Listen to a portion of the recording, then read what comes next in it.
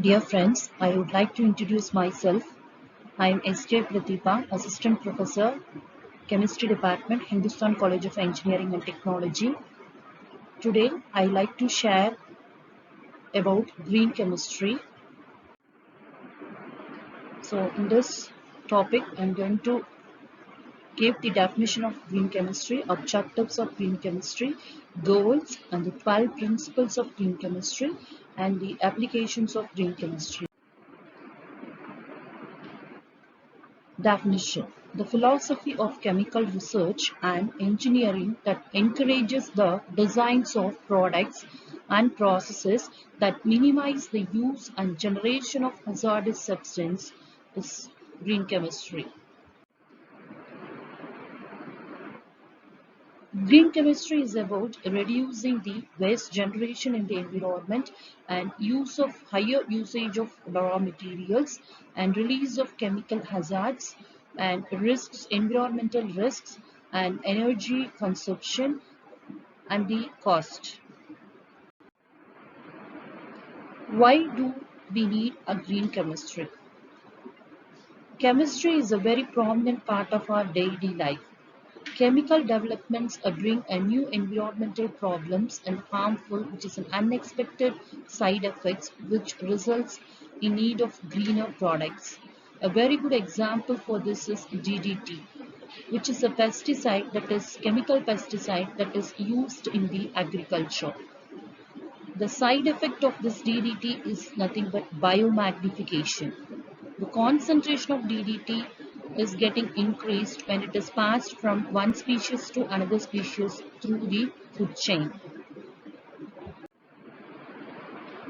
Goals of green chemistry: to reduce the environmental impact and innovative choice of material and their chemical transformation, to develop processes based on renewable rather than non-renewable raw materials, to develop processes that are less prone to toxic chemical release, fires and explosion, to minimize byproducts in chemical transformation by redesign of reaction and reaction steps, to develop products that are less toxic, to develop products that degrade more rapidly in the environment other than current products, to reduce the requirement of hazardous persistent solvents, to improve the energy efficiency, to develop efficient and reliable methods to monitor the processes for better and improved controls.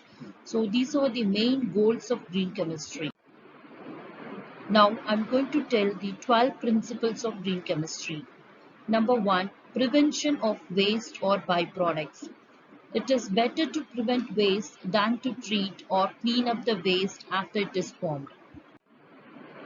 Number 2, atom economy.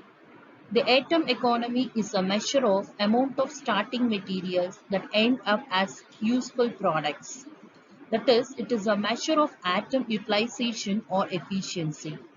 It is important for sustainable development and for good economic reasons to use reactions with high atom economy. Third principle, minimization of hazardous products. Wherever practicable, synthetic methods should be designed to use and generate substances that possess little or no toxicity to people or the environment. Fourth principle of green chemistry. Chemical product should be designed to effect their desired function while minimizing their toxicity. Safer chemical should be used. That is the main thing.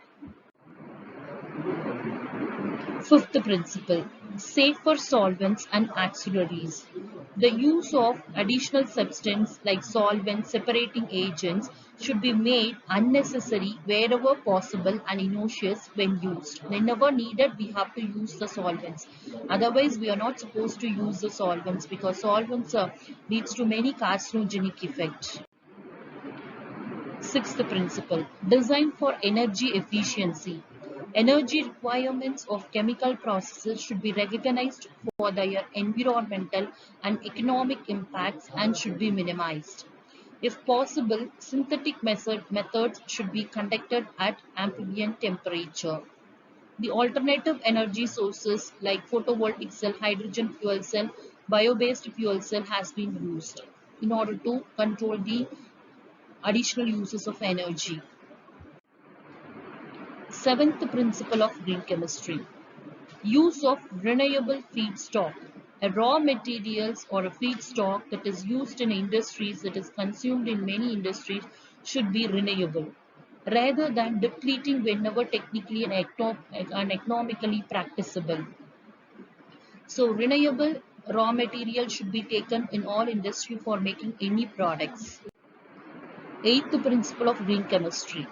Reduce the derivatives in any chemical reaction. That is unnecessary derivations, that is using of blocking groups, protections and temporary modification in the physical and chemical processes should be minimized or avoided if possible, because such steps require additional reagents and can generate waste. More derivatives involve additional reagents and it generate more waste products and it consume more time and higher cost of the product. So we have to reduce the derivatives. Ninth principle of green chemistry, that is said to be catalysis. See, catalysts are used in the reaction to speed up the particular reaction, right? The catalytic reagent we have to choose as a selective manner. Not all the chemicals are used as a catalyst. A very good example is given here. Toluene can be exclusively converted into a paraxylene.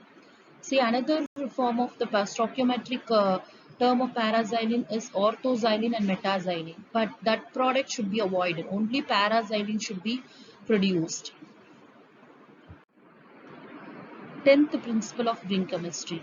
Designing of degradable products. Chemical products should be designed so that at the end of their function they break down into a degradation products and do not persist in the environment. So all the product that we are going to design should be eco-friendly. That is the main motto.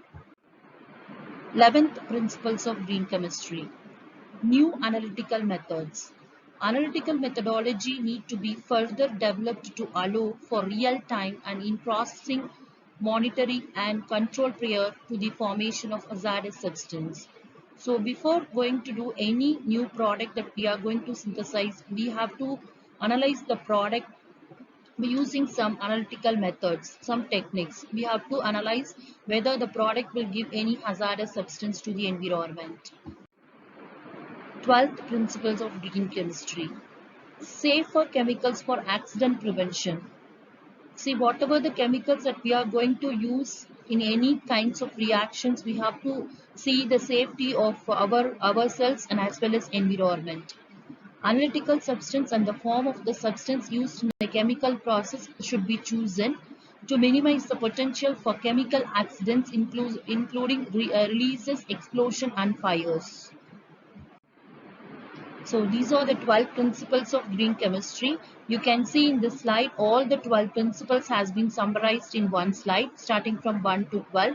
So waste prevention, atom economy, less hazardous chemical synthesis, safer solvents and auxiliaries, use of renewable feedstock, catalysis, design for degradation, real-time pollution prevention, safer chemistry for accident prevention, designing safer chemicals, design for energy efficiency and reduce derivatives. What are the major uses of this green chemistry? The main thing is the global change. With the help of these 12 principles, we can avoid the environmental pollution and contamination that is taking place, and we can avoid overutilization of energy, and resource depletion should be avoided, and the food supply, whatever the food preservatives they are adding in food, it should be in a eco-friendly manner. And the toxic in the environment must be avoided. Thank you.